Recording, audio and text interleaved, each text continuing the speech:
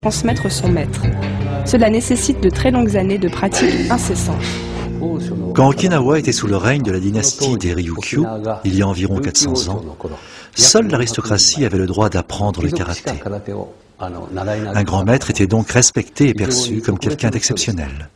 Le karaté s'était développé sous l'influence chinoise en tant qu'art martial, qui avait pour but d'assurer la protection de la famille royale. Mais, suite à l'invasion du royaume par le seigneur de Satsuma au XVIIe siècle, le karaté, art martial à main nue, a commencé à voir son développement. Avec la disparition progressive de l'aristocratie, le karaté s'est popularisé.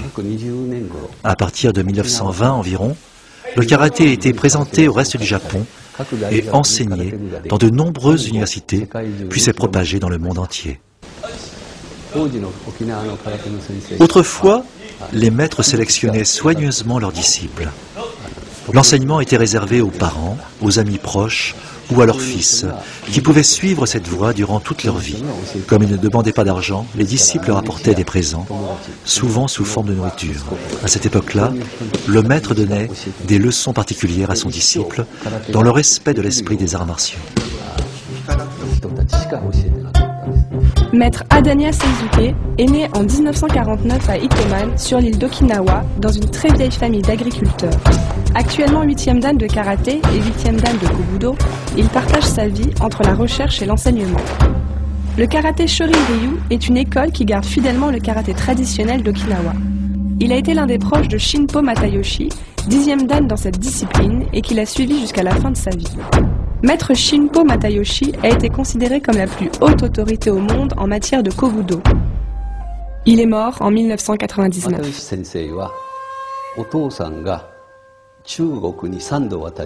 Maître Shinpo Matayoshi était le fils de Shinko Matayoshi, qui avait appris les arts martiaux et la médecine orientale pendant ses 3 séjours en Chine.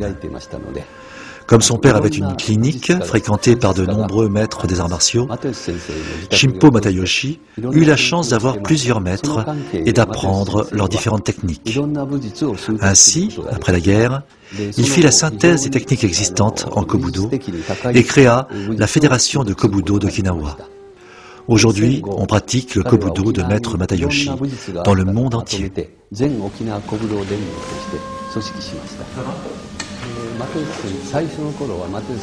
Au début, il m'a appris seulement le kobudo.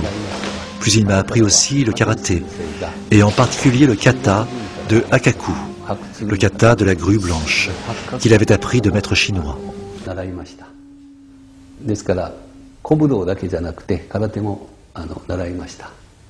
Shugoro Nakazato, 10e dan, est l'un des grands maîtres actuels du plus vieux style de karaté okinawayen, le Shorin-ryu. Cet homme de 86 ans enseigne encore quotidiennement et peut se vanter d'avoir formé un certain nombre de disciples dont la réputation a largement dépassé le Shorinkan. Je l'ai choisi comme maître parce que ses techniques m'ont impressionné. Alors, j'ai frappé à la porte de son dojo et je suis devenu son disciple à l'âge de 15 ans. Je m'entraînais tous les jours dans son dojo. Maître Nakazato était le disciple de Maître Shibana pendant de longues années. Maître Shibana est le fondateur de l'école Shorin-ryu. Maître Nakazato est aujourd'hui l'un des doyens des karatékas. Il est très respecté à Okinawa.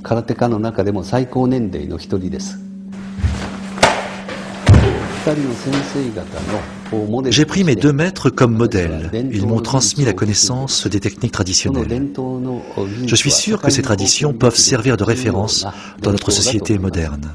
D'un point de vue technique, ils m'ont appris l'importance du respect des bases et des katas. Sur le plan moral, ils m'ont appris l'importance de s'affronter soi-même. Leurs enseignements font partie de ma vie quotidienne.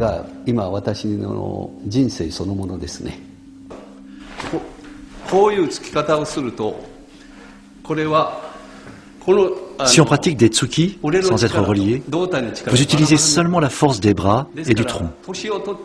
En vieillissant, le coup sera de moins en moins fort.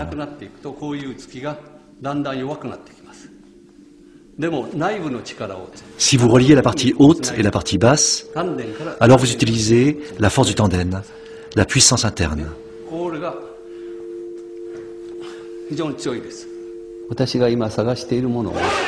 J'enseigne le karaté traditionnel aux Français. Je cherche à développer mon énergie interne, source de la force. En général, l'homme s'affaiblit physiquement au fur et à mesure qu'il vieillit, mais si on travaille son énergie interne, elle se développe et ainsi on devient de plus en plus fort avec l'âge. Mon but est donc de rester en bonne santé durant toute ma vie, tout en développant ma force interne.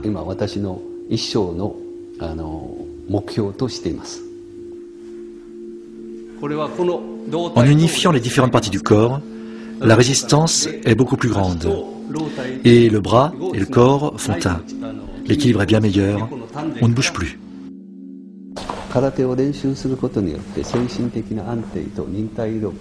Le karaté m'a aidé à avoir un esprit fort et une résistance importante.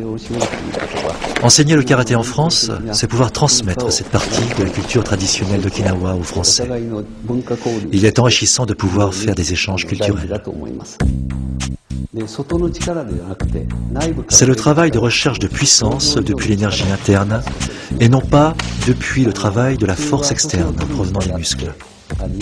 La force extérieure s'affaiblit avec l'âge, mais quand on utilise l'énergie interne, on peut devenir plus fort avec le temps, jusqu'à la fin de sa vie.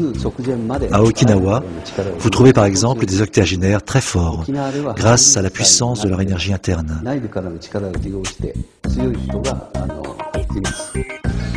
Maître Adania cherche constamment à faire progresser son art à travers différentes rencontres. Maître Ito est 9e dan de karaté Shorin-ryu et pratique les arts martiaux depuis 55 ans. Il n'enseigne qu'à de rares occasions et consacre sa pratique à l'étude de techniques martiales traditionnelles. Il oriente depuis 30 ans ses recherches sur les applications en combat de l'énergie interne. Maître Ito est un ami. Il a une excellente connaissance du karaté traditionnel d'Okinawa et une énergie interne très puissante.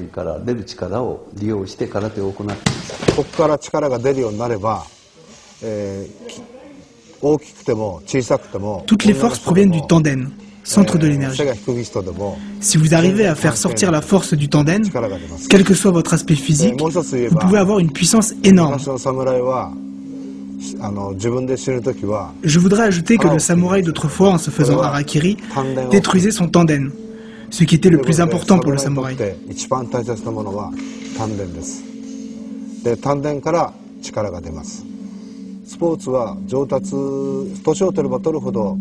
D'un point de vue purement sportif, on s'affaiblit avec l'âge. Mais dans les arts martiaux, l'âge n'est pas important. Plus on s'entraîne, plus on devient fort, quel que soit l'âge. Il faut que ce soit ainsi dans les arts martiaux. C'est la grande différence entre les arts martiaux et le sport.